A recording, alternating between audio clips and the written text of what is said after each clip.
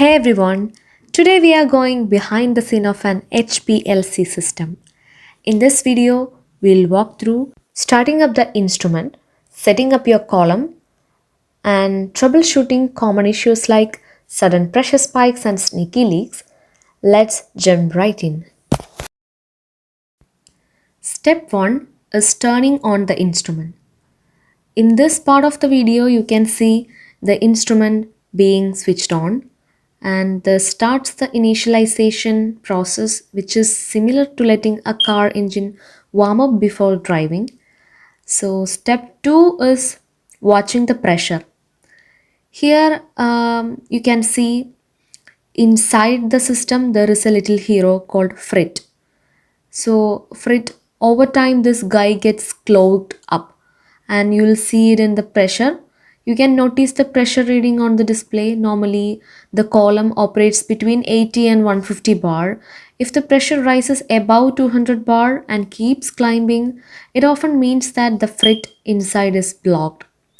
So over time the Frit changes from its original light color to a dark black shade, showing trapped dust particles. So in that case, it needs to be cleaned or replaced. So Frit is an integral component of an HPLC system. Then step 3 is understanding the flow path. So in this clip you can see the valve that controls the flow path. When the valve is open, the mobile phase goes directly to waste. Okay, so ensure the valve is not open during the time of running the system. So when it is open, that means the mobile phase goes directly to waste. This is useful for flushing the system. When it is closed, the flow travels through the modules, passes the syringe and needle seat, goes through the column and finally reaches the detector. Okay, so step 4 is adjusting the valve. As shown here, when tightening the valve, it's important to stop after you feel a slight resistance. Okay, so like this video in, so then turn it just a quarter turn more. Over tightening can damage the seal. Loosening works in the opposite direction. Okay, so that is very important. You do not need to go all the way, that then when you get a bit of pressure keeping on because you have got a seal and then eventually it will just wear out. So this part shows the mobile phase bottles. Always handle them below head height, especially when they contain acids or strong solvents to avoid spills and injuries. So here is the step 5, connecting the mobile phase. Here line A is connected to the mobile phase portal and secured in place. The tubing is then guided back into the system. Okay, so step 6 is opening the check valve, that's the purge valve. In this shot, the check valve is opened by turning it to the left side, allowing the mobile phase to move through the system. Okay, and then we can check the column setup. So step 7 is column setup. Now you can see the cover being removed to access the column slot on the below one. So the holding bracket is pushed back to make space for installing the column. Remember, the flow direction is marked with an arrow on the column body. Always install it in the correct orientation. Okay, then securing the column. Once the end caps are removed, the column is placed into position and the fittings are tightened by hand or using plastic tools.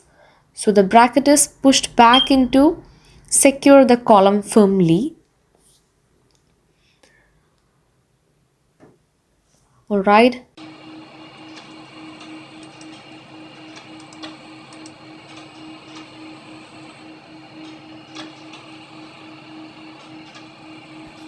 So step 8, column direction matters. Here is a common mistake. Column direction. Always check the arrow. So in the right direction that shows the flow direction. In this case it's reversed due to a small issue, so we flip the column and take off the caps, pop it in and tighten it up. So, and there is a tip that use your hands or those plastic tools, either way works. And so we can fix that issue and we can put that into the space. Then step 9, secure the column. I already told this.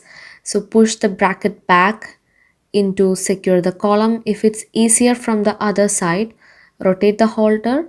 Flexibility is the key.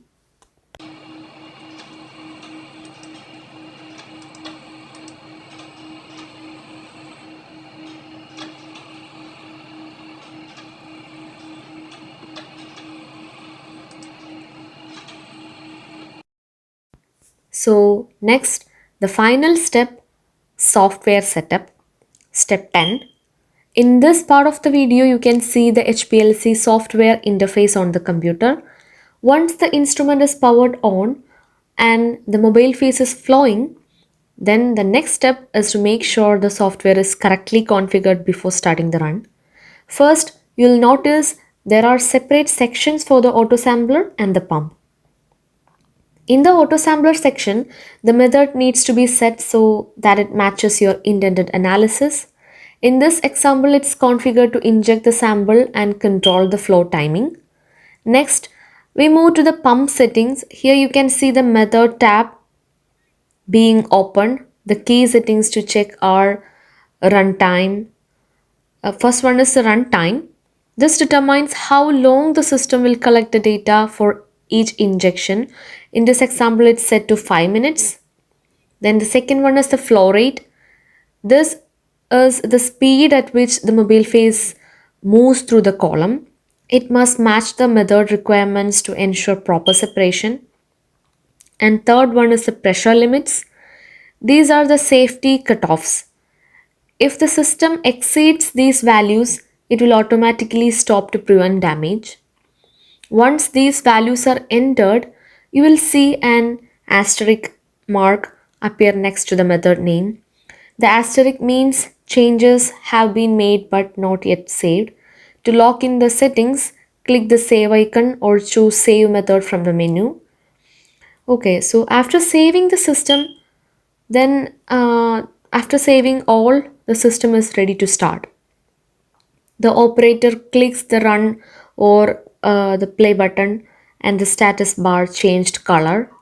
In this example, it turns blue while the sequence is being submitted, then purple while the instrument prepares. Okay, that's the color change. And when all modules are ready, the actual analysis begins. And you can see the needle in the auto sampler moving as it draws the sample for injection. And that's how an HPLC system is set it up. So I hope this video helps you understanding the process more clearly. If you found it useful, don't forget to like, share and subscribe for more lab tutorials. Thanks for watching.